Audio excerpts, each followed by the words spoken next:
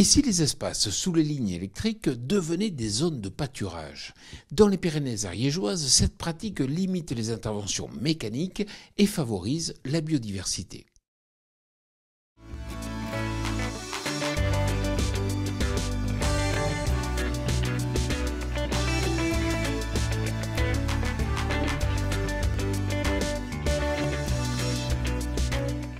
Cette semaine, je vous amène à la rencontre de Yannick Barascude, coordinateur du pôle Biodiversité, Agriculture et Territoire au Parc naturel régional des Pyrénées ariégeoises. Bonjour Yannick, pourquoi est-il important de réintroduire l'élevage sous les lignes électriques?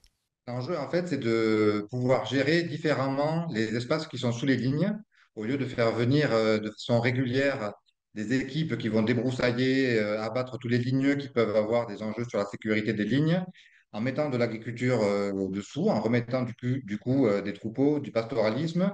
Cet entretien se fait de façon plus naturelle. Ça, d'une part, ça permet de cadrer un peu les coûts pour RTE. Il n'y a pas besoin de venir cycliquement avec des équipes de bûcherons. Là, l'entretien se fait au fil du temps.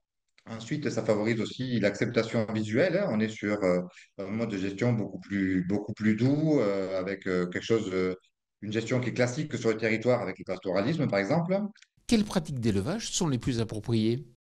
Donc là, on est sur du pâturage au vin avec des brebis, ou bovins, ou équins, donc des choses qui sont classiques sur le territoire.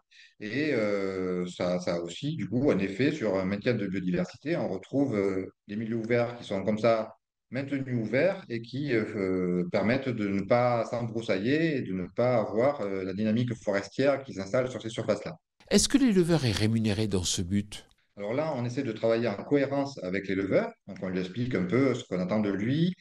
C'est souvent des éleveurs qui sont aussi en demande de surface supplémentaire. Donc, on n'a pas d'accompagnement financier quand on propose à l'agriculteur de se mettre sur le territoire. Par contre, on essaie de faciliter la logistique. C'est-à-dire qu'on peut restaurer le chemin qui permet d'accéder à la parcelle, on pose des clôtures pour qu'il n'ait pas à le faire.